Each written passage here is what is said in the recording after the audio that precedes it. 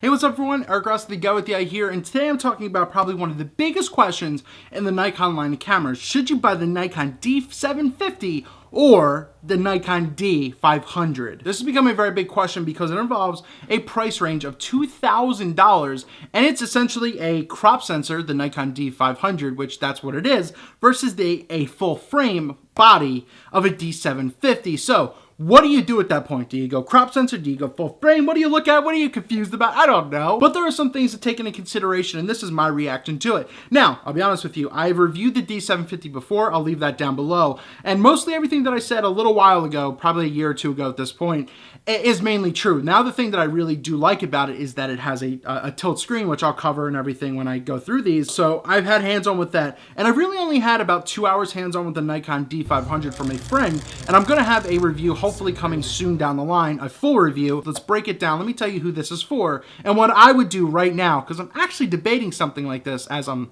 making this video about which I should probably get. So as I said, both are $2,000 cameras. The D750 is a full frame camera. The D500 is a crop sensor. They both have a very similar build quality as well. It has that smaller ergonomical grip. And now thinking, back, and I just picked up the D600, which is filming me now, and I realized that it has a very smaller frame build as well. So that's just something to keep in mind. And I didn't really notice that until I got the 500 as well, because that's a pretty light camera as well. So they are pretty much similar in that regards. The cool thing about the D500, which is just a feature, is that it has a circular viewfinder on the back, which really you only ever find in the Nikon full frame line of products. So it's interesting that they took that there as well. And it's definitely a professional build with the 500. So with build quality, I say that the 750 and the 500 are pretty much the same. But one of the biggest things I'm going to talk about is their button layout. One of the complaints that I had about the D750, and there's a lot of these, and I don't really care for the most part, is the accessibility to especially like the ISO button, where the record button is, and that's a lot of the common complaints. But with the D500, they've changed a lot of that up, so that way your ISO button's a little more easy to reach, especially with one hand. You're not having to reach down at the bottom left to try and fix something, or if like the D800, D700, it's up on the top of the dial and you move.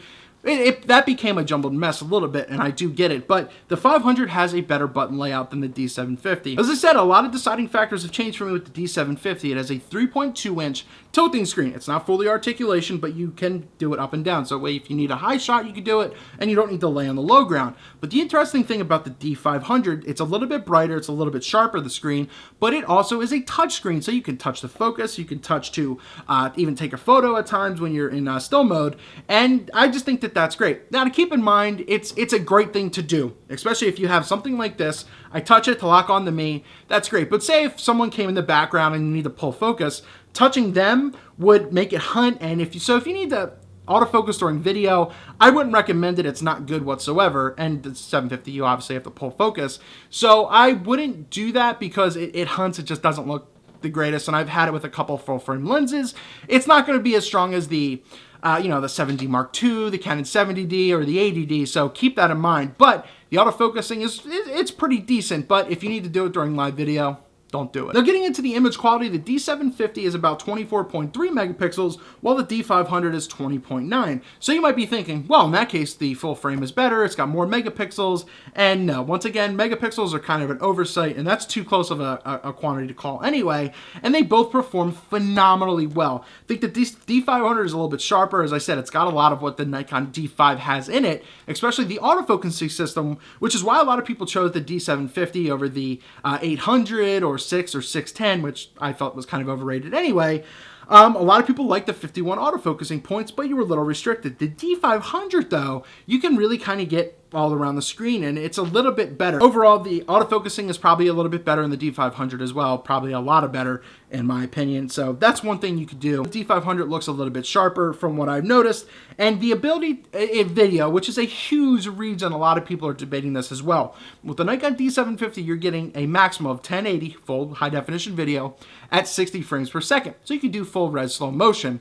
The other thing, with the D500, you're doing 4K video at 30 frames per second, but keep in mind it is cropped in. Scale it down, it's still going to be cropped in, but it's going to look amazing in 1080p. So you get 4K video with the D500, and that's what a lot of people are doing. And this D500 has been something that people have been yearning for since the D300 to D300S, be it sports camera, because they were crop sensors, They have very high frames per second for what they needed, and they were very durable. And years later, they finally followed up on it. This D500 has 10 frames per second. That's not even expanded with a grip. So you are getting a sports and wildlife camera, something that you need, and you get 10 frames per second up to 200 photos. That is a big deal. The D750 is 6.5, and I think with its grip, the 16, MBD16 or something like that, you can get 7, so you get a little bit more. You get a dual SD card slot with the D750, but the interesting thing to notate about the D500 is that it has the XQD card built into it as well. So keep that in mind, and that's really in play for the 4K video and the higher frames per second with its shooting. So you will need to invest, I mean, you can invest in it if you want, but just keep that in mind. But in regards to image quality and to what you're doing, a lot of people love the D750 for its higher ISO performance, and it natively goes to 12,800. But now stepping back to the D500, natively goes to 51,200. That was the expanded ISO of the D750, was over 51,000. But the expanded ISO of the D500, if you're really into all this stuff, it's just a marketing ploy in my opinion, but it's 164,000 ISO. So the stigma of crop sensor cameras not being able to perform well in low light has definitely changed over the years. Now, does it still look the best at higher ISOs, like really high ISOs? It definitely has been better. I'm sure full frame does perform better in lower light for the most part, but nowadays it's become more universally acceptable for crop sensors to be in low light. Plus, if you're doing events or weddings or anything, you're using a flash and you don't really need over 800 or 1000 ISO. If you do, there's kind of an issue. Really, the only other thing comes down to what's built into it. The D750 does have Wi-Fi and NFC for near-field communication, but the D750 has both of those being the same, and it has SnapBridge, so that way you can now connect it to your phone, and you could take things wirelessly, so you can take an image and then transfer it to your phone directly. You can edit it in whatever editing that you do on your phone, and you can post it there. This has become a very social world. It's become a high interest of a lot of people. I used to think it was kind of gimmicky feature, and I still think it kind of is, but if I want something to post on Instagram, I'm not taking a picture of the back of my camera screen or using something low res, I can send it from my Sony a6300 to my phone with no issue, and literally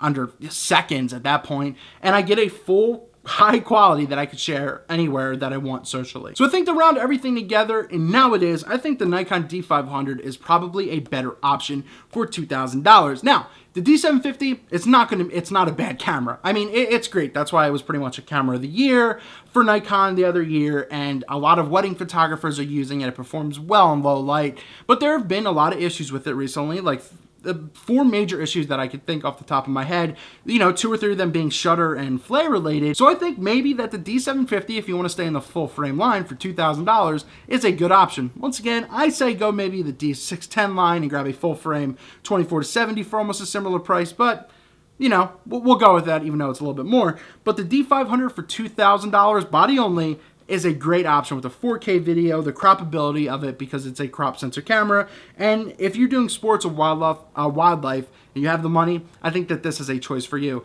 So be it right now in 2016, what would I choose? And this is internally what I'm going through right now. I'm probably going to choose the D500 over the D750, and it's just because it's a lot better spec-wise and it performs a lot better. Let me know your thoughts down below. Once again, crop sensor cameras have come up phenomenally in 2016 in all lines, especially the Canon line too. The Sony line being crop camera too, mirrorless, doesn't matter. It's just a matter of what's practical now for the price. I think Nikon kind of killed their D750 a little bit and cannibalized it with the price range, because I feel that D500 should have been about 1.5 to 1.7K to save a couple $100, but for $2,000, I understand why they did it, but I just wish it was different. But I would choose the D500, I think, in this case, over the D750. Let me know down in the comments below, what would you do in 2016? Would you take the D750 or the D500?